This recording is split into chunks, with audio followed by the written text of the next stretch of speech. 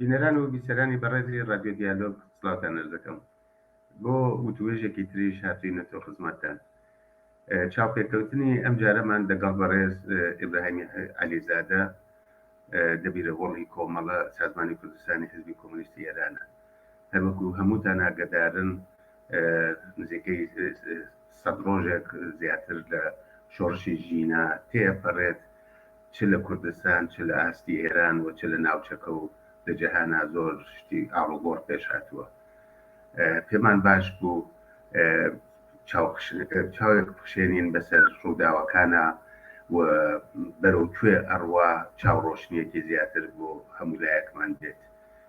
هیوادارین تا کۆتایی بەرنامەکە لەگەڵمان بێت.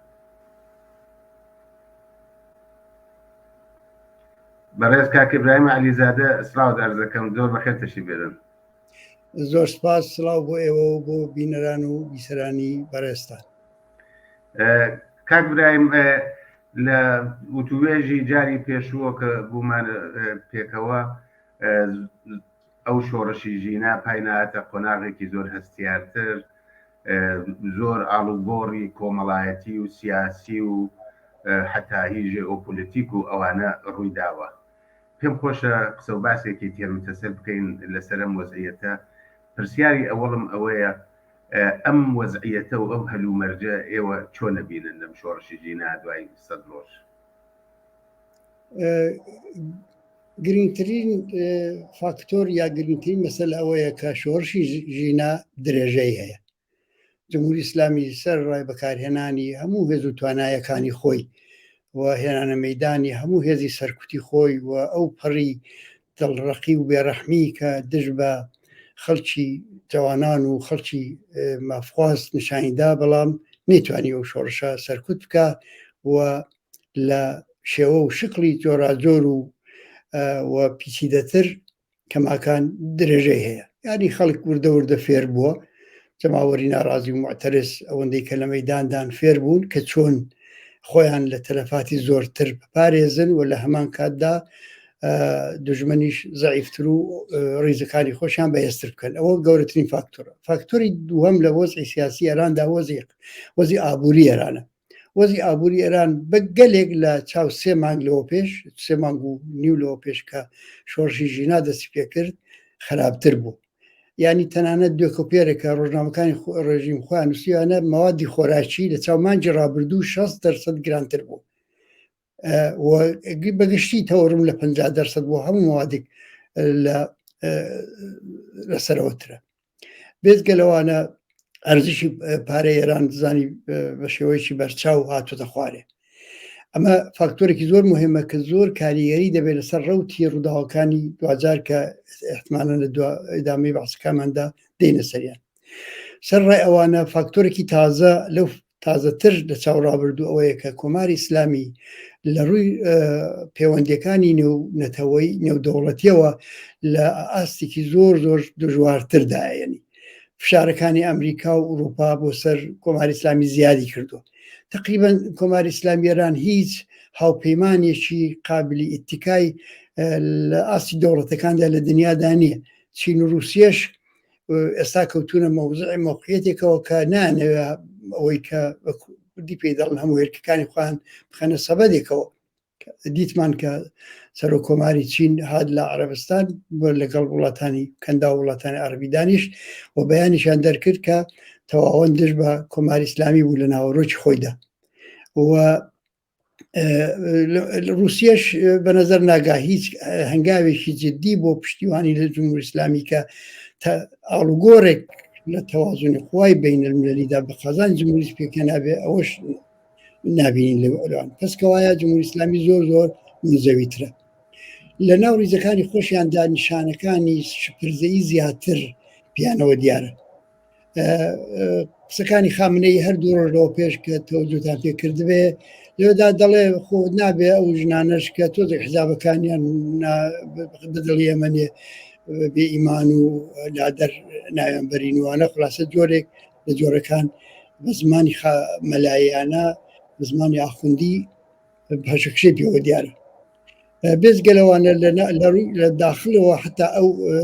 ئەو بڕشکە خامنەی دیڵێ بەخەڵ بۆ ژانەوە ساوە و گەرێک لە محلاتی تاران هەیە کە ئێستا لەو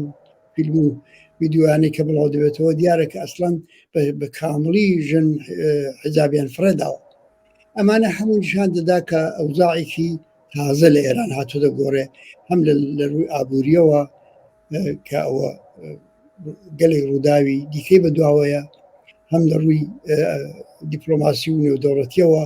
کە ئەمە فشارێکی تازی خستۆ سەر جمهوری ئیسلامی، هەم لە ڕووی وەرە و برادەی خەڵکەوە کە زۆرتر نیشانەی پێشکەوتن و وەرە پێشچوونی شۆڕشی پێوە دەبینین و هەم لە ڕووی شکل و شێوە و تاکتیکەکانی کە جوانان و خەڵکی معتەرز کردویان تەبەر. زۆر سپاس کاک سێبراهیم. کاک برایم ئێستا ئێمە دوای 4 بانگ دوای 100 ڕۆژ زیاتر 110 ڕۆژ گەیشتوینەتە وەزعیەتێ نە حکوومەت توانیوێتی شۆڕشەکە سەرکوتکە، نە خەڵک توانیویانە پاشەکشەیەکی زۆر جددیتر بە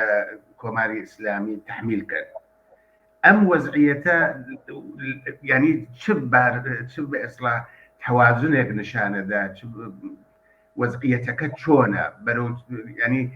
خوێندنەوەی ئێوە لە وەزعیەتێکی ئاوا چییە؟ نە ئەو قادر بووە کە شۆڕشەکە سەرکوتکە، نە ئەمیش توانیویەتی زەربەیەکی ئەو جۆرە قورسی لێبا دیارە پاشەکشەی پێکردووە لە بوارایەکە. بێگومان سەرکەوتنی ئەو شۆڕشە جارێ پێی دەوێت و بەڵام ئەوەی کە لە داهاتوویەکی نزیکدا چاوەڕێ دەکرێت وەزعیەتی زۆر کارەساتباری مەعیشەتی خەڵکە، یعنی ئەمەی کە لە قۆناغی دوایی ئەم شۆڕشە و ئەو تحولە گۆڕانکاری سیاسی بە چاوەڕوانی بکەین ئەوەیە کە دروشمەکان و هەروەها پێگەی کۆمەڵایەتی شۆڕش دەگوازرێتەوە بۆ شوێنە فەقیرنشینەکان، بۆ گەڕەکە فەقیرنشینەکان، بۆ شوێنە کرێکاریەکان و خەڵکی هەژار و دەستەنگ و کەم دەرامەت بە ناچار چارەیەکیان نامێنێ غەیری ئەوەی کە پێشرێن بێنە ناو جەرگەی ئەو خەبات و شۆڕشە. ئەوە بە بڕوای من ڕەوتێکە کە لە ئایندێشی نزیکدا چاوەڕوان دەکرێت. ڕئیسی بانکی مەرکەزی ئەنگۆڕی کە وتی ئەوەی جێنشینەکەی وتی خەزانە خاڵی بۆ تەحویلیان داوین، لە حاڵێکدا جمهوری ئیسلامی لە هەمان کاتدا کە خەزانەی خاڵی بۆ سەری وەخت حەقدەستەکانی کارمەندان و دەستپێوەندەکانی خۆی پەرداخت کردووە. چۆن پەرداختی کردووە؟ ڕۆژنامەکانی ئێران نووسیانە هیچ ڕێگایشکەی نەبووە جمهوری ئیسلامی غیرەوەی پارە چاپ بکە، یعنی دەستی کردووە بە ئەوەی کە تیشە لە ڕووی ناچاریەوە تیشە لە ڕیوشەی ئابووری خۆی دەدا. بۆیە من پێ وایە ئێترازات وردە وردە ڕاستە و خۆ جەمبەی اقتصادی و ئابووری بەخوانەوە دەگرن و ئەوە هێزێکی زۆر گەورەتر لەوەی کە تا ئێستاش هەیە بالقووە دێنێتە مەیدان و تا ئێستاش تا ئەندازەیەک هێناوێتە مەیدان.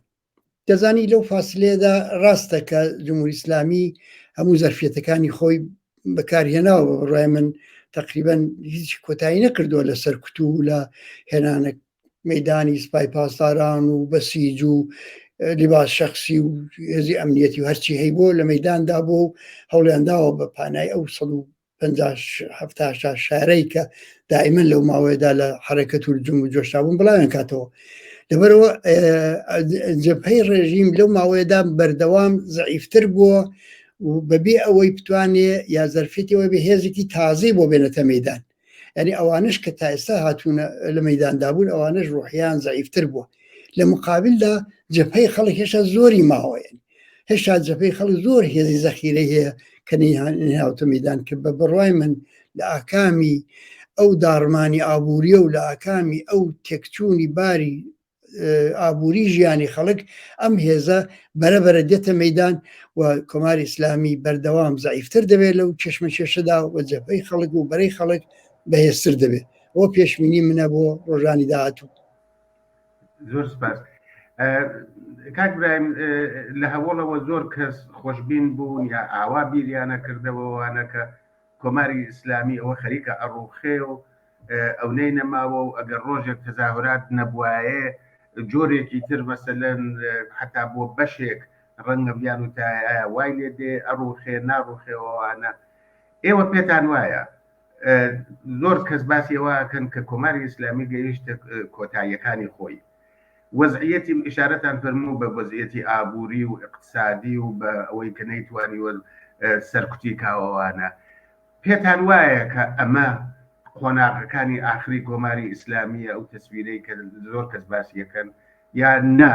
گیان سەختترە لەوەی کە ئێمە فکرەکەینەوە؟ من ناتوانم پێشبینی ئەو بکەم کە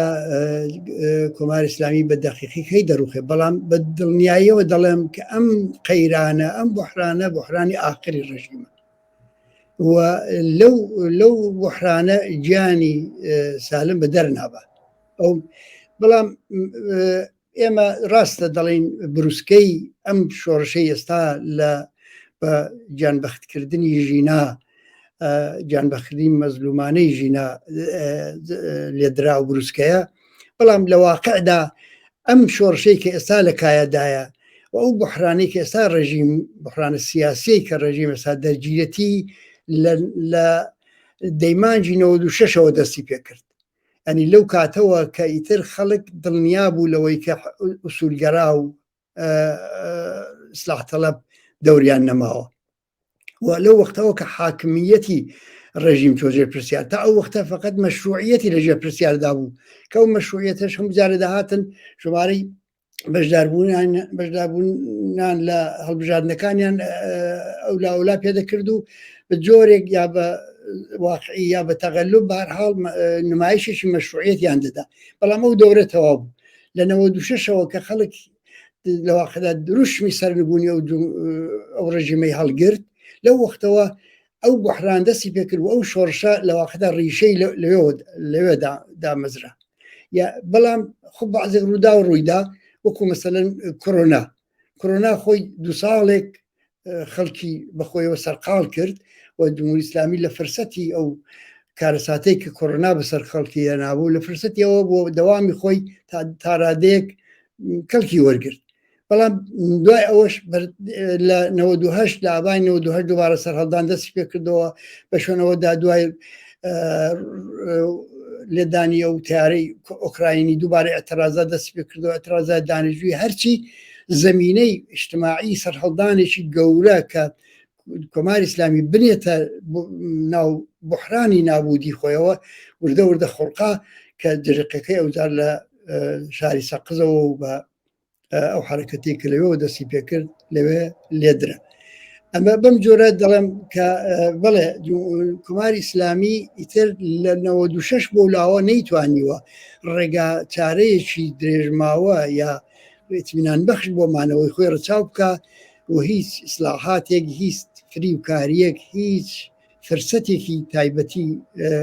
نەبووە غەیری سەرکوتکردن و تەنیا هێزێک کە بەکاری تەنیا ئیمکان زەرفێتێک کە بەکاریاناوە هێزی سەرکوتی بوو. و لەو لە 96 بۆ ولاوە تا ئەمڕۆ ئێمە دەبینین بەردەوام پێگەی کۆمەڵایەتی هێزی پێشڕە و ڕادیکاڵ زیادی بۆ و مەجای ئەرزیاندامی بە دروشمی ڕادیکاڵ و بەهێنانەکایی نیروی ڕادیکاڵ لە کۆمەلگای ئێراندا فراهم کردو. ئەوانە هەموو پێمان دەڵێ لەگەڵ ئەوەشدا کە کەس ناتوانێت بڵێ سەرکەوتنیش ئاسان و خێرا لە ڕێدایە، بەڵام گەلێک فاکتۆری عینی و زانستیانە بەڕاستی و کۆمەڵناسانە لە گۆڕدایە کە نیشان دەدا کۆماری ئیسلامی شێوەیەکی قەتعی لەم قەیرانە دەرباز نابێ و ڕووخانەکەی و لە چۆڵکردنی عەرسەی سیاسی ئێران لەلایەن کۆماری ئیسلامیەوە قەتعیە. کاک برایم، ئێمە شاهدی شۆڕشێکی لەباری ژمارەوە زۆر عەزیم نین. زۆر کەس باسی ئەوە کار ئەگەر 7% کۆمەلگا بێنە سەر شەقام ئەو ڕژیمە ناچار بە پاشەکشەی جددی و ڕووخان ئەبێەوەوانە، بێجگەل لە کوردستان و لە بلوچستان و لە سیستان و مازندەران لە شوێنەکانی تر کە بە پڕ هاتوونەتە مەیان لە شوێنەکانی تر بوون، بەڵام بە ژمارە کەمن، بە ژمارە ئەوە نین. هەرچەند گەلێک مەسەلەن خوێندەوار، دانشجوو، دانشاموز، ژنان، گەنج ئەوانە هەن. پێت وایە چی پێش بەواگرێت کە خەڵکێکی زیاتر ئەو ناڕەزایەتیەکە یەکجار زۆرترە، ئەو ناڕەزایەتیە تەرجمە بێت بەوەی کە اعترازەکە قەویتر بێ بەرامبەر بە کۆماری ئیسلامی؟ یەک واقعیت ئەوەیە کە نەفرەت لەو ڕژیمە ئیتر هەمەگیرە، ینی دەتوانم بڵێم 90% کۆمەلگای ئێران لە بەرابەر ئەو ڕژیمەدا لە دژی ئەو ڕژیمەیە، بەدڵ لە دژێتی، بە بەرژەوەندی لە دژێتی. ینی ئەو ڕژیمە تەنانەت نەیتوانیوە ڕیزەکانی بۆژوازی ئێرانیش لە پشت سەری خۆی بەسیسکات، چ جای ئەوەکە دەڵێن زیاتر لە 70% خەڵک لەژێر هێڵی هەژاریدا دەژین. ئەمە ئەو نفرەتە قسەی تێدا نییە، ینی قسە لەسەر 7% و 10% و 50% و 70 نییە، 90% کۆمەلگای ئێران لە ڕژیمی کۆماری ئیسلامی ناڕازیە. بەڵام ئەو 90% دیارە نەهاتوتە مەیدان و بەشێکی زۆر زۆر کەمی ئێستا بە تۆری واقعی لە مەیداندایە. ئەوە لە چ پرۆسەیەکدا دێتە مەیدان؟ ئەوە زمانی دەوێت. ئەوەی کە ئێمە دەڵێن نابێ چاوەڕێی سەرکەوتنێکی خێرا و کورتماوە بکەین، هەر لە واقعەتە ناشی دەبێت کە لەوەوە کە خەڵک نفرەتی لەو ڕژیمەیە تا ئەوەی کە پێ دەنێتە مەیدانی کردەوەیکی واقعی بۆ ڕوخانی ئەو ڕژیمە هێشتا فاسلەیەکەیە. ئەو فاسلێ دەبێت بپێورێ. ئەمە چۆن دەپێورێ؟ بە ئەوەی کە خەڵک جەسارەتی ئاعترازکردن پەیدا بکە، خەڵک بەڕێکخراوی بێتە مەیدان، خەڵک ڕەهبەری سیاسی خۆی بناسێ، خەڵک بزانێت کە چی دێنێتە جێگای ئەو ڕژیمە کەڕووخاندنی. و زۆر محاسباتی دیکایە کە بە وردی ناکرێت سا لەسەر هەمویان قسە بکەی، بەڵام هەموو ئەوانە دەبێت دەست بدەنە دەست یەک تا ئەو خەڵکە بلاخرە متقاعد بن بەوەی کە ڕێگایەکی دیکە نەماوە غیری ئەوەی کە مستەقیمەن دەست بەکار بن بۆ ئەوەی کە بارودۆخی نالەباری ژیانیان بگۆڕ. بەڵام ئەوەی کە لە بەعزێک شوێنی ئێران وەکو کوردستان و بلوچستان لە کادا تۆزێ جیاوازە. جارێ هەم کورد لە کوردستان و هەم لە بلوچستان سوکایەتیکردن بە خەڵک و ستەمی نەتەوایەتی و ستەمی مەذهبی و هەموانە گەیشتۆتە سنووری تەقینەوە، بەڕاست گەیشت بۆ سنووری تەقینەوە. ینی ئەم سوکاتێک کە بە خەڵکی بەلوچستان دەکرا، بە حتا بە سنی مەسەبەکانی ئەوان دەکرا و ئازار و ڕەنجەی خەڵکی ئەو ناوچەیە دەیان ژێربارێ و هەموو فەقیری و هەژاری بە سوختبەری بە سەرمەسەری لە ئوستانێکدا لە شوێنێکا کە زۆرترین ئیمکانی گەشەکردنی هەیە. یەشێک لە ئوستانانەیە کە باشترین ڕێگای زۆر مناسبترین ڕێگای بە هەموو ئابووری دنیا لەوێەوە هەیە، لەگەڵ چەندین وڵاتی دەوروبەری خۆی ئاو سنوورە. لەگەڵ هەموو ئەو زەرفێتانەی کە هەیە بوو بە هەیەتی، بەڵام دواکەوتوترین شوێنی ئێران بوو. بێزگە لە ئەو هەموو فشارانش کە بەسەری و بەردەوام خەڵکیان دەکوشت و بەڕوو زیندان و ئەوانە بەجێ خۆی. کوردستان کە تایبەتمەندیەکانی لەوەش زۆرتر بوو. جارێ سنەتێکی مقاومەتی چەندین دە ساڵە لە کوردستان جێکەوتوو بوو. ئەحزابی سیاسی هەبوو، کۆمەڵە وەکو جریانێکی رادیکاڵ ناوجەرگەی ئەو کۆمەلگادا نفوزێکی کۆمەڵایەتی هەبوو. ئەمانە تایبەتمەندیەکانی کوردستان بوو کە لە واقعدا توانی کوردستان بکاتە گوڵی سەرتۆپی ئەو خەبات و ئێعتراز و ناڕەزایەتی کە ئێستا لە کانادایەوە شۆڕشی ژینە. ئەمانە بەڕای من موقعیەتێکە کە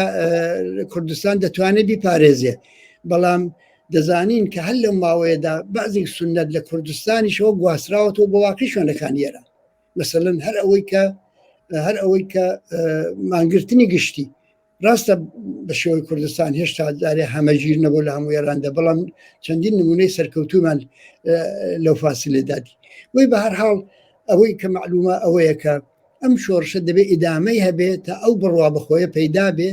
تا ئەوەی کە خەڵک جەماوەرێکی زۆر وەسیعتر لە خەڵک متقاعد بن بەوەی کە هیچ شارەیەکیان نییە غەیری ئەوەی دەست بدەنە خەباتێکی ڕاستەوخۆ لە عەلەیهی جمهوری ئیسلامی، یانی لە واقعدا مبارزەکردن لەگەڵ ئەو ڕژیمە بۆیان انتخاب نەبێ، ویان زەرورەتێکی چارەناپەزیری ژیان بێت. ومن پێ وایە ڕەوتی بەرەو پێشچوونی ڕووداوەکان ئەومان پێ دەڵێت کە ئەمە شاهدی ئەوە دەبین و نابێت نیگەرانیەوە بین کە ئەگەر ئێستا هەموو زەرفێتەکان نەهاتوونەکایەوە ئەوە مانای ئەوەیە کە ئەم بزوتنەوەی پاشەکشەی کردو. ئێمە ئەوەی تا ئێستا دەیبینین هەرچی دەیبینین پێشرەفت و گەشەکردن بوو. ڕۆژێک هەر ڕۆژێک کە تەمەشا دەکەی لە چاو ڕۆژانی پێشووتر لە ڕووی گوستریشی لە ڕووی دروشمەکانەوە لە ڕووی پەرەپێدانی دەرەجەی ناڕزاتیەوە هێزی زیاتر دێنتە مەیدان. ڕاستە لە ئێستا جارێ ئەوان نییە کە خیابانەکان بە تەواوی بە تەسەڕوفی خۆیان دەربێن و زمینە بۆ تەعەڕوزی نەهای ئەوانەشە فەراهم نەبووە، بەڵام بەرەو دوچوونیشمان نەبووە، هەر بەرەو پێشچوون بووە. ئەوە دەبینی چلەکان هەمووی لە مەسەلەن ڕاستە لە نێو شارەکان بۆیان ناکرێ، بەڵام لە دەرەوە شارەکان و لە ئارامستانەکان گەورەترین تەزاهورات شکڵ دەگرێت. ئەوە جارێ لە ئێدان هەموو جوار دوای هەموو نوێژی جومعە بە هەزاران کەس خۆپیشاندان دەکات لە شارەکانی کوردستان. هەروە مقاومەت بەهێزتر و پردەوامتر دەبێت. بۆیە من پێم وایە کە ڕاستە ئەوەی کە ئێوە دەڵێن هێشتا ئەو جۆرەی کە بۆ گیرنەوە، بەڵام ئەوە لە ڕووی ئەوە بەسا تەسەورە پەیدا دەبێت کە لە ئەوڵەوە بە بۆنەی تەبلیغاتێکەوە کە بە تایبەت بەرەی ڕاست و میدیایەکی سەر بە ئەوان کە بەردەوام بۆمبارانی تەبلیغاتی دەکرد، تەسەور و ئومێدی سەرکەوتنێکی زوو درەست و زوود هەنگامی بە خەڵک دەدا. لەبەرەوە ئێستا ئەوانە بەدینە هاتوون و تەبیعیش بوو کە بەدینایان لە ئەوڵژە قابلی پێشبینی بوو کە ئەگەر انقلابی مەشروتیەت 6 ساڵی توو کێشاوە مەسەلەن چۆن دەبێت انتظارمان بێ انقلابێک بە دوژمنێکی سەرسەختی وەکو کۆماری ئیسلامی لە توازنی خۆی سادا مەسەن بە چەند مانگ تەکلیفی یەکسەرە بوو بێ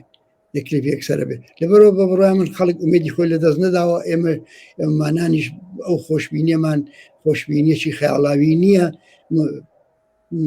پشتدەستورە بەم دەرەجەیە لە پێشکەوتن کە ئێستا بە شێوەیەکی بابەتی دەیبینی. زۆر سپاس کاک برایمگەر، ئەگەر بکرێت چۆن من پرسیارم زۆرە، پرسیارەکان کەمێک کورتتر بێ جوواوەکانی. ژارتان فەرموو بە پێشڕەوی ئەو شۆڕشی ژینە. ئەگەر کەسێک لێتان پرسێ باشترین خاڵەکانی بەهێزترینی ئەوەی کە زۆر جێگەی دڵخۆشیە و دەستکەوتێکی زۆرە کامانەن 1 2 3 وە خاڵە لاوازەکانی کامانەن، ئێوە جواتان چییە؟ بە بڕای من مهمترین خاڵی بەهێزی ئەم بزوتنەوەیە دەستپێکی شکۆدار و پێشکەوتن خوازانەی بوو. دروشمێک کە نەتەنیا ئارزوەکانی سەرکوتکرا و حقوقی پێشێلکراوی ژنانی ئەو وڵاتەی بە شیواترین و بە ڕەساترین بەیان نیشاندا، بەڵکە حەت تەنانە سنوورەکانی ئێرانیشی تێپەڕان. ئەمە یەکەم خاڵ بوو، ینی خاڵی یەکەم دەستپێکی شکۆداری بوو کە لە سەقزەوە دەستی پێ کرد. خاڵی دووەم هێزی پێشتازی ژنانە لەو بزوتنەوەدا. لە کەمتر بزوتنەوەی شۆڕجێرانەی ئەم ئەسرە ئەم سەردەمەدا ئێمە دەبینین کە ژنان لەو قەد و قەوارە و لەو ئاستەدا پێشەنگایەتی خەباتێکی جەماوەری بکەن. ئەو بە تایبەت لە ئێران زۆر مهمە، لەبەرەوە تووڕەیی و ناڕزایەتیکی قوڵی 43 ساڵە لەسەر کۆبووەتەوە یەک تەقینەوەی گەورەی لە کۆمەلگای ژنانی ئێران دروست کردووە و دڵی هەموو ژنێکی بە گۆڕانکاری خۆش کردو. بە بڕای خاڵێکی دیکە دەوری نەسلی جوانە و بە تایبەت خوێندکاران، نەسلێک کە تەوەقوع و چاوەڕوانی لە ژیان زۆرترە، نەخشێک کە ئیسلاح ماکسیمالیستە، زۆرترین تەحولی دەوێت، بە کەم قانع نابێ، مەحافزەکار نییە. ئەم نەسلی جوانە بەم ڕۆحیەی کە ڕیشەی لە پێشکەوتنەکانی تەکنۆلۆژی و کۆمەڵایەتی و سیاسی ئەو سەردەمەدایە، ئەم نەسلە لەم شۆڕشەدا دەورێکی زۆر بەرچاوی پێدا کردو. لە واقعدا دەتوانم بڵێم ئەم بزوتنەوەیە نقطە زەعفی نییە، بەڵام کەمبودی هەیە. مهمترین کەمبودیشی ئەوەیە کە ئێمە دەزانین بەبێ حزوری طبقەی کارگەر ئەم شۆڕشە بە ئەو نەتیجەی دڵخوازی ئەمە ناگە و دەژبینین کە بزوتنەوەی کرێکاری هێشتا بە هەموو تەوانی خۆیەوە نەهاتوتە مەیدان. ئەمە کەمبودێکە کە سەرەتاکانی دەبینین کە خەریکە وردە وردە بەرتەرەف دەبێ، بەڵام بە هەرحاڵ بە تۆری واقعی حزوری ئەو خێڵی عەزیمی کرێکارانە نەبوونیانێن لەو مەیدانەدا و بۆ لەو ئاستەدا و بەداخوازەکانی خۆیان و بەداخوازی سیاسی لەبەدا ئەوە کەمبودێکە. هێشتا لە ئاستێکی دیکەدا هێشتا وەکو کەمبود بڵێن ڕەهبەران و ڕەهبەرانی بستان مەحەلی ڕەهبەرانی ئەو بزوتنەوەی لە سەتحی مەحەلیدا ناسراون، بەڵام لە ئاستی سەراسەریدا هێشتا نەیانتوانیوە خۆیان بناسێنن. هێشتا بە ئەندازەی پێویست ڕێکخرا و تەجەموعی ڕێکخرا و لە هیدایەتکردنی ئەم بزوتنەوەیدا وجودیان بەرچاو نییە. مەسەڵەن بزوتنەوەی معلمان هەیە، دەزانین کە بزوتنەوەی معلمان پێش سەرهەڵدانی شۆڕشی ژینە چالاکتر بوون لەو مەیدانەدا و بەردەوام یا مەسەڵەن بازنشستەکان خانەنشینان یا هەتا بە دەرەجەیەک هەتا بزوتنەوەی کرێکاری بۆ داخوازی دیاریکراو هەمانە زۆرتر بوون. ئێستا پێویستە ئەم بزوتنەوانە کە بەڕاستی دەستکەوتی دەورەیەک لە خەباتی جەماوەری بوون دووبارە بێنە مەیدان. ئەوانش کەمبودایەکن من پێم وایە وردە وردە بەرتەرەف دەبن. زۆر سپاس. من بەهۆی کاتەوە دوو پرسیارم ئەەکەمە یەک پرسیار بەشێکی بەسەری کوردستان بوو کە ئێوە بەشێکی ئیشارەتان پێکردوانە، بەڵام ئێمە لە کوردستان ئێستا هەرچەند ئێمە تەجروبە و ئەزمونونەکەمان بوو، نە ستادێکی ڕێبەریمان هەیە، نە ناوەندێکی هەمەگیرمان هەیە، بەڵام خەڵکەکە لە شەقام زۆر بەگەرمی و زۆر بەهێز بەشدارن لە چوار ئوستاناوەوانە. پێتان وایە ئەمە جا چ زەعف بێ چ کەمبود بێوانە چی بکەی کە بتوانێت وەڵامدەرەوەی ئەو نیازەی کۆمەلگای کوردستان بێ و پێش بە مەترسیەکانیش بگرێ لە عینی حاڵا کە کەسانێک یا لایەنهایەک نێن بە ناوی خەڵکی کوردستانەوە ئەو ئامانج و ئاواتەکانی شۆڕشی ژینە کۆتاتر بێن. ئەوەی کە هاندەرە ئێستا بۆ کۆمەڵانی خەڵکی کوردستان وشیاریانە بەڕاستی، ینی من لەو خەڵکی وشیاری کۆمەلگای کوردستان کە بەم جۆرە بە هەموو هێز و توانای خۆیانەوە هاتوونە مەیدان و بروسکی وا شۆڕشێکی عەزیمیان لە ئێران لێداوە، بە دووری دەزانم کە ئەمانە فریوی معاملە و بەندوبەست و سازشی لەسەرەوەی ئەو یا فریوی داشکاندنی داخوازیەکان و ئاوات و ئارزوەکانیان بخۆن. بۆیە لەو لە حازەوە من بەڕاستی هەست بە مەترسی ناکەم. خۆ تەبیعی ئەڵبەتە هەر حیزبێک هەر گرایشێک دەتوانێت منویاتی خۆی بەیان بکە، دەتوانێت کەم بڵێ زیادی بڵێ لەسەر مافەکانی خەڵکی کورد بە نەزەری خۆی داشکاندن بکە، ئەوە بەجێ خۆی، بەڵام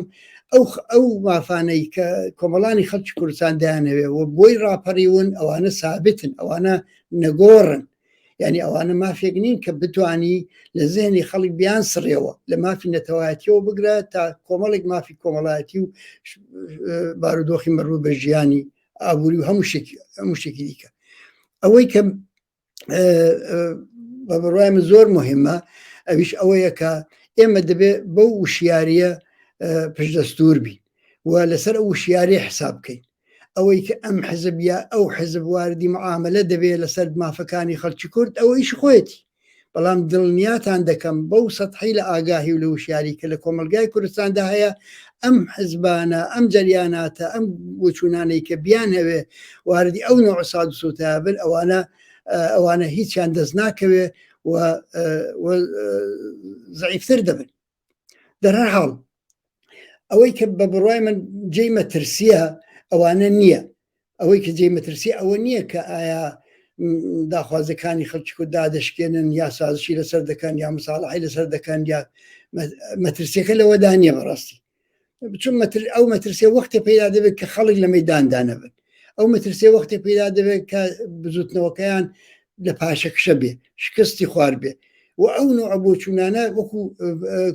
کوندە پەپووکە لەسەر وێرانە دەخوێنێ لەسەر ئەساسی شکست دەتوانن گەشە بکەن و بێنە ڕوو و دەور و نەخش پیدا بکەن تا وەختێک ئەو شکستە نییە ئەوە ڕوونادا بەڵام ئەوەی کە خەتەرناکە ئەوەی کە جێمە ترسیە لە کۆمەلگای کوردستاندا تەناقوزاتی نێوان ئەحزابی سیاسی چەکدارە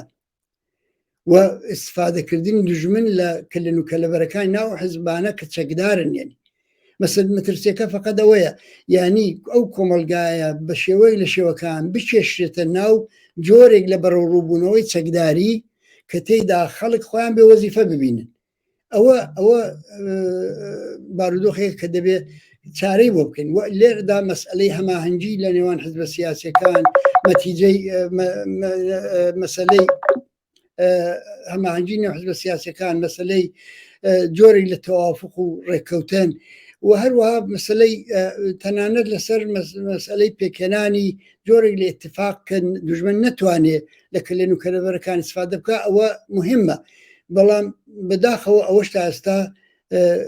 جێبەجێ نەبووە بوش جێبەجێ نەبووە ڕەبتی نییە بە نیاتی ئەو پەیوەندیە بە بەرژەوەندیەکان زۆر لایەن هەن کە بەرژەوەندی خۆیان لە گەشەکردنی ڕادیکاڵی ئەو جنبشە نابینن و لە نەتیجەدا پێنانێنە قۆناغێکەوە یا بە ئاسانی نایەنە ناو قۆناغێکەوە کە تێیدا هەست بۆ بکەن جەریانی چەپ و ڕادیکال تێیدا بەهێز دەبێت. زۆر سپاس. ئۆپۆزیسیۆنی ڕاست بەرەی ڕاست زۆر چالاکن میدیایەکی زەبەڵاحیان هەیە کاری زۆر ئەکەن لەسەر سێلەبرنتیەکان کارەکەن کاری دیپلۆماتیکەکەن هەرێکیانە بەو شێوە بەنەوعێک مهندسی سیاسی بیرروڕای گشتی بکەن کاری عمومی ووادا ئێوە پێدان وایە باتەوەجە بەو کەمبود و زعفانەکە لە ناو شۆڕژەکە هەیە ئەوە واقعیەتێکە ئایا ئیمکانی هەیە ئەمانە بتوانن زەربەیەکی قرس لەو شۆڕشە بن دووچاری کێشەهای جدید بکەن؟ زانی ئەوە زۆر تەبیعیە کە ئەو لایەنانەی کە هەست بەوە دەکەن لە یەکتر نزیکن استراتێژی هاوبەشان هەیە بەرژەوەندی هاوبەشانەیە لێک نزیک بنەوە ئەوە زۆر تەبیع لە دەرەوەی وڵاتن لە ناوی وڵاتن لە هەرچوو هەن ئەوە خۆی لە خۆی داشتێکی غێرە تەبیعی نییە ئەوەی کە مهمە ئەوەیە کە ئەرزیابی ئێمە لەوان و ئەرزیابی ئەوان لە خۆیان لە قەد و قەوارەی خۆیاندا بێت لە حەدی خۆیاندا بێت یعنی بەاصطلاح حسابێکی زیاتر لە ئەندازیان بۆ نەکرێت بە بڕوای من لە وەزعیەتی ئێستادا ئەم حرەکەتانەی کە ئەم بەرەی ڕاست و ئەوانکە ئاماژتان پێکرد دەستیان پێکردو مشکل ساز هەن بەڵام چارەنووس ساز نین یعنی ئەوانە نین کە چارەنووسی ئەو بزوتنەوەی تاین دەکەن ئەوانە ڕاستە لە کاناڵهایە هەیەە بۆ تەبلیغات و بە هەمووانە استفادە دەکەن و خۆیان وا دەنوێنن ینی سیمایەکی زیاتر لە ئەو واقعیەتی عینیەکەی کە هەیەە بە شێوەی مەجازی نیشان دەدەن بەڵام ئێمە نابینین لە جنبشی واقعی و لە عەرسەی مەیدانی مبارزەی سیاسی کە ئێستا لە ئێران لە کادایە ئەمانە بەو حەدەی کە دەنوێنن ئەوەش موقعیەتی عینیان پیدا کردبێت لەبەرەوە خەتەری ئەوانە وەختێک پیدا دەبێت کە جنبشەکە ڕوو لە کزی بێ و پاشان جۆرێک زەمینە بۆ جۆرێک بەندوبەستی احتیمالی لە بینی بەشایك لە ڕێژیم و بەشایك لە ئۆپۆزیسیۆن بە دەڵاڵی هێزێکی وەکو ئەمریکا شکل بگرێت ئەلبەتە ئەوە شەر احتیمالێکە و نەزۆرتر من پێم وایە ینی ئەوەی کە ئێستا دەبێت لە بەرچاوی بگرین نابێت خەڵک نیگەران بن لەوەی کە گویا ئەوانە سەرەن دەستیان داوەتە دەستیەک وە زەمینەی وەسلا دامرکاندنەوەی ئەو بزوتنەوەیە خۆش دەکەن ئەمانە من پێم وایە لە ماوەی ڕابردوودا هەر ئەوەندەی کە دیویشمانە حرەکەتەکانیان و سیاسەتەکانیان کاردانەوەیکی لە ناوەوەی وڵات نەبوو و من پێم وایە خۆشیان وردە وردە لەوە ناومێت دەبن من لە بابەتەوە زۆر نیگەران نیم نیگەرانی وەختێکە کە دوژمن یعنی کۆماری ئیسلامی توانی بێتی ئەم زوتنەوەی دابمرکێنێتەوە سەرکوتیکە و خەڵک چوو بێتنەوە ماڵی خۆیان ئەو وەختە لەسەر ئەساسی ئەو زمینەیە بەڵێ ئەو نوع بەندوبەستانە یا ئەو نوع ئالتەرناتیڤ دروستکردانەی لەسەرەوە دەردی سەرساز دەبێ بەجێ کاک سەیبراهیم لەم ڕۆژانەی ئاخرا ناوی مجاهدین جاران زیاتر هاتووەتە ناوە پەلێکیشی بۆ کوردستان کێشاوە بەرحاڵ لایەن حزبایەک و مەسلەی مجاهدین هاتووە جارێکیانە تەوازنەکە لە بینی ئەو ئۆپۆزیسیۆنی سەراسەریا ڕابگرن چۆنە یانە ئەوە بەسێکی ترە ئێوە مجاهدین دەوری مجاهدین چۆنە بینن پێتان وایە ئەکرێ بێتە مەترسیەکی گەورە چون ئەوان خۆ نامۆن ینی ناتەبان لەگەڵ ئەو شۆڕشە لەگەڵ تەواوی ئەرزشەکانی ئەو شۆڕشەکە هەیە جا لە مەسلەی ژنانەوە بێ لە دموکراسی و ئازادیەوە بێ لە هەر شتێکە ئێوە دەوری مجاهدین چۆنە بینن تەواوی ئومێدی ئۆپۆزیسیۆنی ڕاست لە مجاهدینەوە بگرە تا سەڵتەنەت تەڵەبە و ئەوان دیکەی وەکو ئەوانە هەمووی ئەوانە لە ڕقابەتێکی فشردەدان لەگەڵ یەکتر لەسەر ڕاکێشانی حمایەت و پشتیوانی ڕۆژاوە و ئەمریکا لە خۆیان یعنی ئەساسی مەسەلەکان ئەوەیە کە ئەمریکا و ڕۆژاوە کام لایەنیان هەڵدەبژێرێ کام لایەنیان انتخاب دەکات ئەم دوو لایەنە بەیەکەوە زۆر زۆر دژوارە بەرەیەک تشکیل بدەنێنی بەڕێیەشی ڕاستی یەکگرت و ڕێک بکەن کە مەسەلەن فەرزکە بتوانن بە یەکگرتووی خۆیان حمایەت و پشتیوانی غەرب خۆیان جەرب بکەن بۆیە دەوری مجاهدین تا ئەو وەختە بە بڕای من ینی گرینگە کە بزانین ئایا موقعیتەکان گەیشتە ئەو حەدەی کە بەرژەوەندیەکانی خۆیان بەرژەوەندی دەسڵاتی خۆیان دیگە بەرژەوەندی ئەمریکا و یەکی بگرێتەوە و ئەمریکا ئەوانی انتخاب کردبێ و غەرب ئەوانی انتخاب کردبێ و ئەوان بەسلا انتخابی مڕەجەحی ئەوان بن ئەو وەختە ئەوە معلوم دەکات بەڵام هێشتا نە ئەمریکاوە نە ئەوروپاوە نە وڵاتانی غەربی هێشتا لە نێوان ئۆپۆزیسیۆنەکانی ئێرانیدا انتخابی خۆیان دیاری نەکردو ڕاستە کەڵکیان لێ وەردەگرن بۆ ئەوەی کە فشار بێنن بۆ جمهوری ئیسلامی بەڵام ئەوانە هیچیان نەیانتوانیوە مەقبوڵیەتی خۆیان بە ئەمریکا بسەلمێنن بۆیە من پێم وایە تا وەختێک کە ئەو جنبشی اجتماعی بەهێزی ڕادیکاڵ و پێشەوە لە ئێران لە کاردایە هەموو شتێک هەر بە سەیری ئەو بزوتنەوەیە مەربوتە و ئەوانە ناتوانن دەورێک پێدا بکەن بەڵام هەر وەخت ئێمە ئەو ئەحساسمان کرد ئەو بزوتنەوە ڕوو لە کزیە و ئەو هێزە واقعیانەی کە دەبێت بێنە مەیدان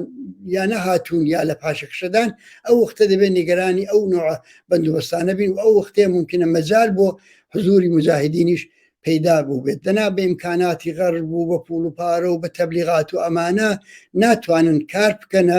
کارێکی کاریگەر بکەنە سەر ئەو شرایطێک هەستا وتم بەڵام ئەو مانایەوە نیە کە مزاحمەت دروست ناکەن ئەو مانایەوە نیە کە مشکل سازنی بەڵام چارەنووس سازنی زۆر سپاس کاک سەیبراهیم ئەوە بەرەی ڕاست بەڵام ئەگەر ئێمە چاوێکیش خشێنین بە بەرەی چەپە لە کۆمەڵگا ئەو شۆڕشە هەرچەند ناوەڕۆکەکەی چەپە داخوازەکانی چەپە شێوەی خەباتەکەی چەپە ئەو هێزەی تیا بەشدارە داوای زۆر لەگەڵ ئەرزشەکانی چەپا دێتەوەوانە بەڵام چەپ ئەو دەورەی نییە لە کوردستانی لێجی ئاکەمەوە بەڵام بە دەرەجاتێ بەڵام لە سەتحی سەراسەرە چەپ ئەوە نییە شعار زۆرە درێ درشم زۆرە درێ کار زۆر ئەکرێ بەڵام ئەو نەتیجە ناگا بەو نەتیجەی کە پێویستە کە وەکو هێزێکی کارگەر دەرکەون پێت وانییە کێشەیەکی جددی هەیە کە نایڵێ وەزعیەتە بچێت نابێ هەر وەختە بیر لە چەپ دەکەینەوە سیمای ئەو سازمانە سیاسیانەی کە ئێستا بەناو نیشانەوە بتا بە زۆر تشان تەبعیدین و دەرەوەی وڵاتنەوەوانە ئەوە بێتە بەرچاومان مەسەلە بە شێوە واقعی ئەو چەپەیە کە لە ناو جامعەی ئێراندا بە داخوازیەکانیان بە شعارەکانیان و بە حتا بە پێکهاتەکانیان چەپ دەرکەوتوندا ئێستا بەڵام ئەو چەپە چۆن دەتوانێت ببێ بە ئالتەرناتیو ئەسەن نەکرد چەپ کولەن ئالتەرناتیو چۆن دەتوانێت شکل بگرێت ئالتەرناتیو لە ناوەوەی وڵات نەبێ سەر هەڵنادا لە ناوە وڵات نەبێ ئەساسەکەی دەبێت لە ناو وڵات دامەزرا بێ هەموو تجربەی هەموو دنیا شەرەوەمان پێ دەڵێ حتا تەجربەی هاتنە سەرکاری جمهوری ئیسلامی شەرەوەمان پێ دەڵێ کە بەدیل لە ناوە وڵات شکل دەگرێت بەڵام بەدیل بۆ ئەوەی کە بەدیل شکل بگرێت دموکراسی پێویستە خۆ دموکراسی ینی بەبێ ئەوەی کە دەرەجەیەک لە فەزای سیاسی کراوە هەبێ کە چێهرەکان بتوان خۆیان نیشان بدەن چێهرەکان و کەسایەتیەکان و حزبەکان و تەشەکولەکان بتوانن خۆیان بپارێزن بەبێ ئەوە خۆیان بە جامعە معرفیکەن و لەو ڕێگاوە مەقبوڵیەتی ئیجتیماعی پیدا بکەن بەبێ ئەوە ممکن نییە بەڵام ئەو دموکراسیە ناتوانین انتظارت بێ ئەو فەزای کرانەوەی فەزای سیاسی ناتوانین انتظار بێ کە جمهوری ئیسلامی پێشکەشی بکات بۆیە وەختێک باسی پێشڕەوی جنبشی سیاسی دەکەین و پێشڕەوی ئەو انقلابە دەکەین مانای ئەوەیە ئەو انقلابە ئەو شۆڕشە وردە وردە تەوازنی قوایەکی باشتر بە بەنەفعی خۆی بە زەرەری کۆماری ئیسلامی بەسەریدا داسە سەپێنێ هەر وەکو ئێستا دەبینین ژنان پەچە لەسەر لا دەدەن هەر ئێستا چاو لە ڕۆژنامەکانی ڕێژیمیش بکەیت فەزای سیاسی ڕۆژنامەکانیش گۆڕاوە خۆ جمهوری ئیسلامی هەرگیز ویدیۆ و ماهوارە و ئەو شتانەی بە ڕسمی قبول نەکرد بەڵام لە ئێران ئەوانیان هەموو بەسەردا سەپا ژنان ڕگەیان کردەوە بۆ وەرزشگاکان خۆ قەت قانونێکی لەو بابەتەوە تەسویب نەبوو لە مورد حجابیش هەروە لەبەرەوە ئەو تەداومی ئەو شۆڕشە مهمە تەداومی ئەو شۆڕشە دموکراسیێک بە وجود دێنێ کە لەو دموکراسیەدا لەو تەوازن قوادا ئەو ئالتەرناتیڤ لە ناوەوە توانێت شکل بگرێت بە بڕوای من پێکهاتەی تەبەقاتی پێکهاتەی سیاسی و شرایەتی عینی کۆمەلگای ئێران پێمان دەڵێ کە لە ناوەوەی وڵات ئیمکانی سەرهەڵدانی دوو بەرەی بە موازاتی یەکتر هەیە بەرەیەکی کە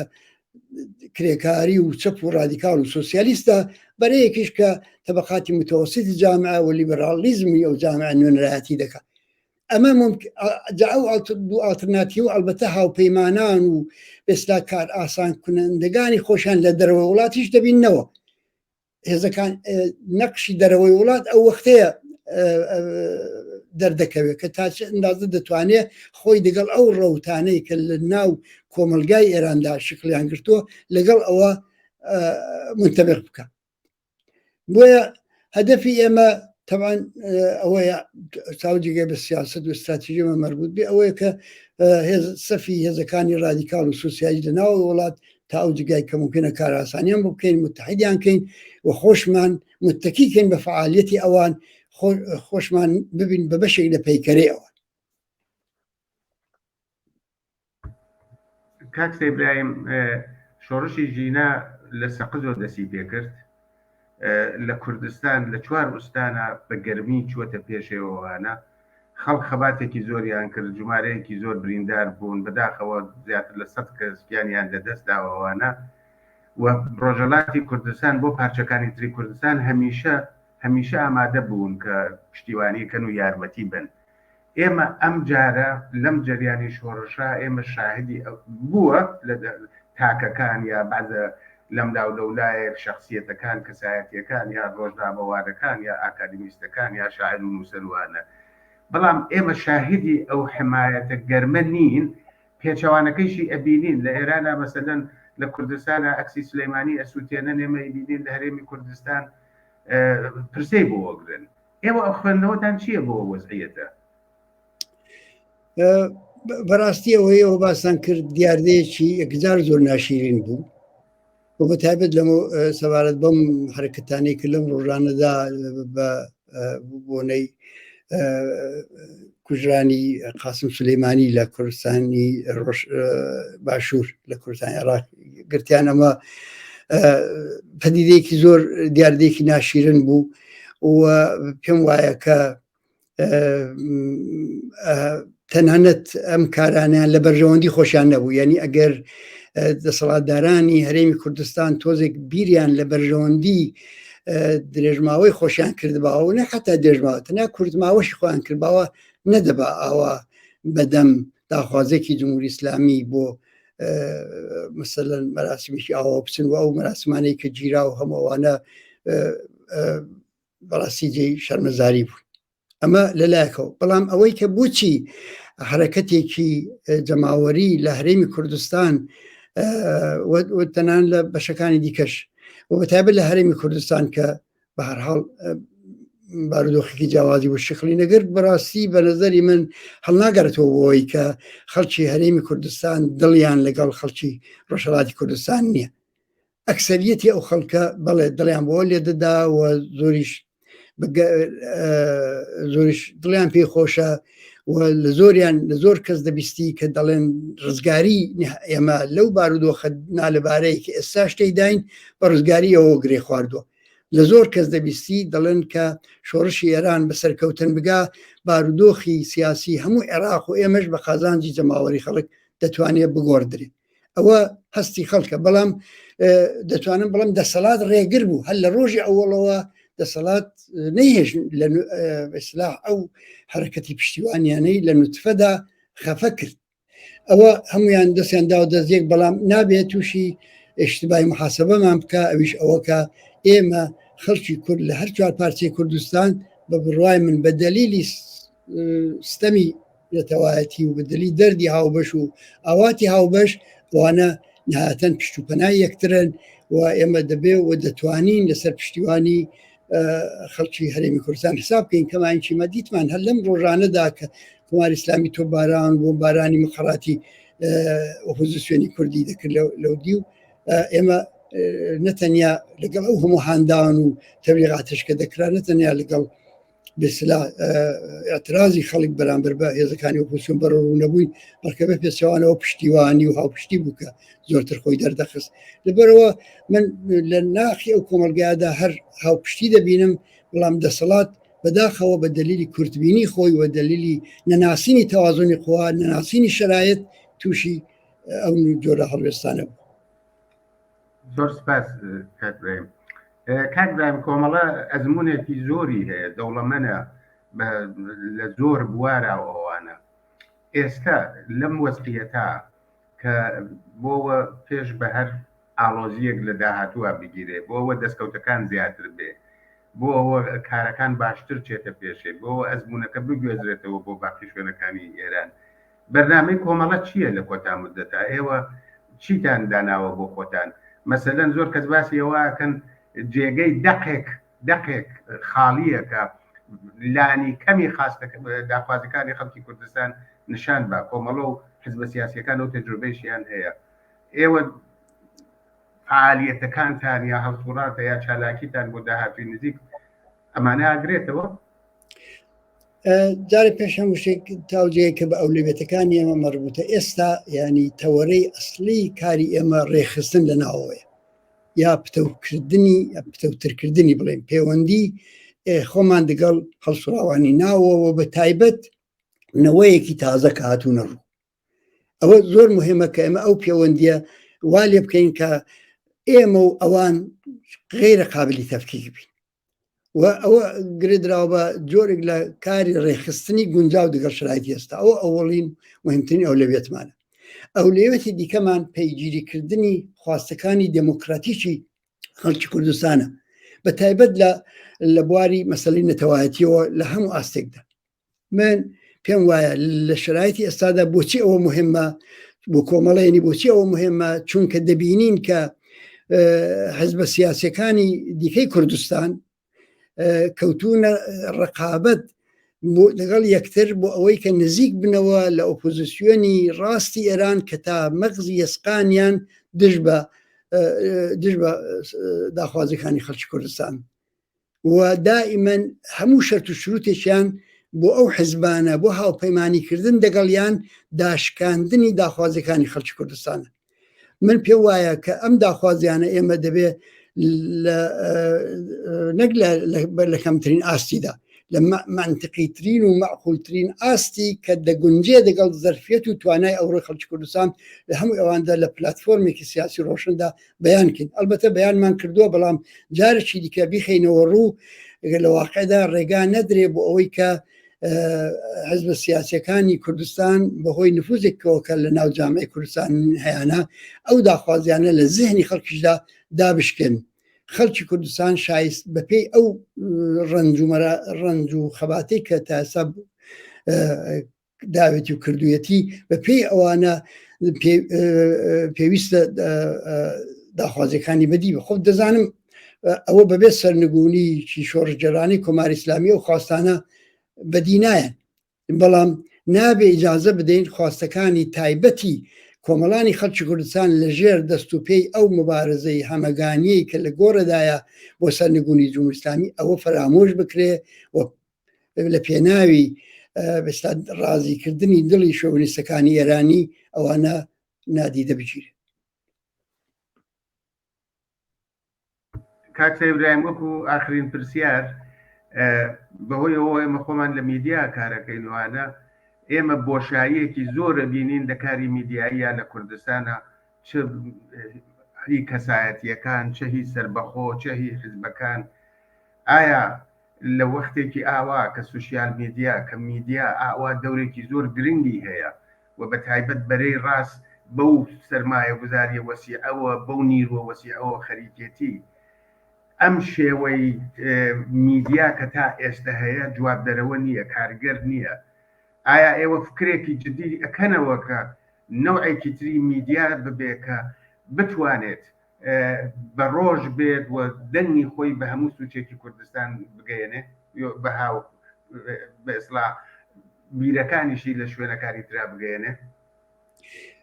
بەڵێ بەڕاستی ئێمە بۆشایی وها میدیایەک هەست پێ دەکەین و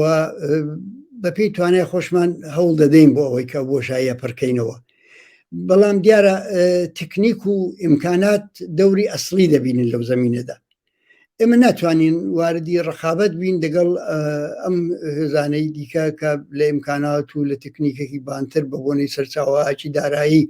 کە هەیەە لەگەڵ ئەوانە ڕەخابەت بکەین، هەرچەندیش پێم وایە مجاز نین کە زۆرش لەوان دوا بکەوین، بەڵام میتر دەبێ هەوڵی بۆ بدەین تا ئەو وەختە، ینی ئێستا ئێمە دەبێت ئەو کەمبوودە لە ڕێگەی بەسلاف دامەزراندنی ڕابطەیەکی سادقانە و سەمیمانە دەگەڵ مخاتەبینمان یا لەواقعدا لە ڕێگەی نمایندەجیکردنی ئەهداف و ئارزوەکانی پێشڕەوی ئینسانی ئەواندا جۆبرانکەینەوە لە حاڵێکدا کە مەسەلەن ئەم هێزانەی کە لەو زەرفێت و لە ئیمکاناتە بەهرەمەندن ئەوانە هەتا بۆیان بکرێ ئەو ئەهداف و ئارزوانە دادەشکێنن. بۆیە بەڵام تاوجگای کە ئێوە ڕووی قسەکەتان لە ئێمە وەکو کۆمەڵە دەبێت بڵم کە ئەوە بۆ ئێمە ممکن نییە مەگەر ئەوەی کە پێشڕەوانی ڕادیکاڵ و سۆسیالیست و ئەناسوری ئینقلابی ناو کۆمەلگای کوردستان لە دەرەوەی وڵات و لە ناوەوەی وڵات هەموو ئەوانە لەو زەمینەدا بێن بەهانامانەوە هاوکاریکی زۆرترمان بکەن. ئێمە تریبونهایەکمان دامەزراندۆ، ئیمکاناتێکمان لە اختیاردایە، ئەو ئیمکاناتە سەخاوەتمەندانە لە اختیاری هەر کەسێک کە بیهەوێت لە جهت ئەو ئەهداف و ئارزوانەی هاوبەشمان کەلکیلۆرگرێ لە اختیاری ئەوان داین. من پێ وایە ئەگەر ئەو هێزە بەسلا هێزی نوخبەگان و پێشڕەوان و ئینسانای ڕادیکاڵ و سۆسیالیستی جنبش کوردستان ئەوانە بکەوێتە کار، ئێمە دەتوانین تا ڕادەیەکی زۆر ئەو کەمبوودی تکنیک و کەمبوودی ئیمکاناتی مادیە جبرانکەینەوە. ئیبراهیمی عەلیزادە، من پرسیارێکم نییە، ئایا شتێک ماوە خۆتان پێتان خۆش بێ باسی کەن لە کۆتایی بەرنامەکە؟ زۆر سپاس بۆ ئێوە بۆ زەحمەتەکەتان. بینەران و بیسەرانی بەڕێزی رادیۆ دیالۆگ بەم جۆرەی شاتینە کۆتایی ئەم بەرنامە هەتا بەرنامەیەکی تر هەر بمێنن بە شادی و سلامەتی و بە هیوای سەرکەوتنی شۆڕشی ژینە.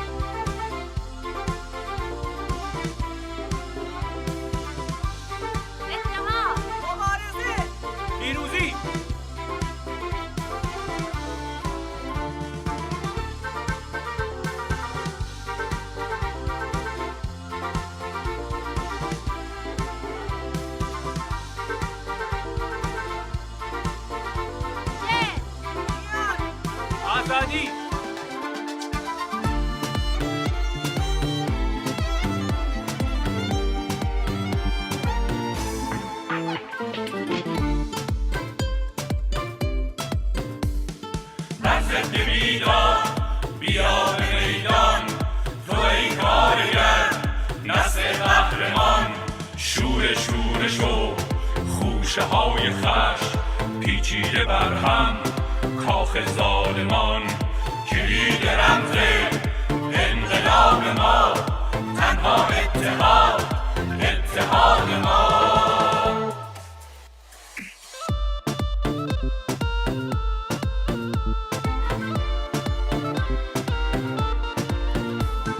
کارگر بیا میان میدان، رزم رهایی است از ستمگران. کار و آزادی به همراه نان، مرگ ستمگر نجات زنان. مارش آزادی بر کوی و بر زن، محشر به پا کرد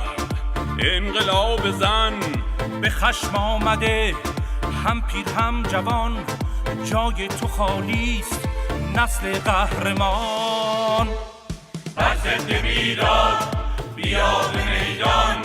تو ای کارگر نسل قهرمان. شور شو خوشه های خشم پیچیده بر هم، کاخ ظالمان کلید رمز انقلاب ما، تنها اتحاد ما.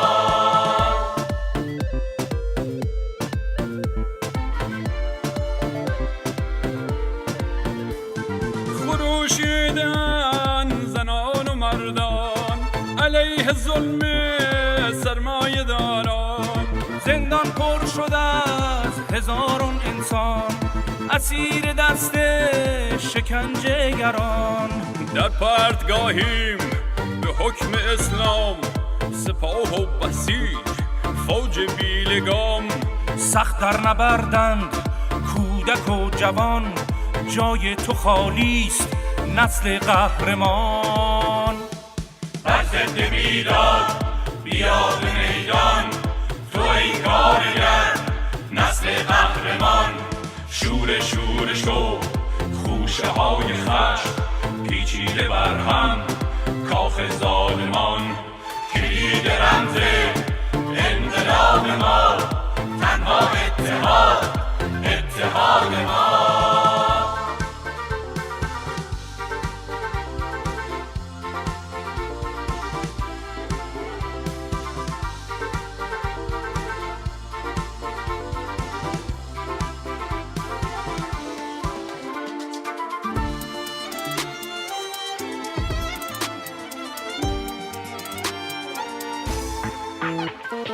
حکم جهل و دین دیگر نشاید، عمر استثمار باید سراید. خیال خامه ضحاکان پیر، شور انقلاب نگشته اسیر. شمال تا جنوب هم بلوچستان، همه هم رزم خلق کردستان. سوسیالیسم گشته راه رهایی، حکم شوراها حکم نهایی. بر ضد بیداد بیا به میدان، تو ای کارگر نسل قهرمان. شور شو خوشه های خشم پیچیده بر هم، کاخ ظالمان کلید رمز انقلاب ما، تنها اتحاد ما.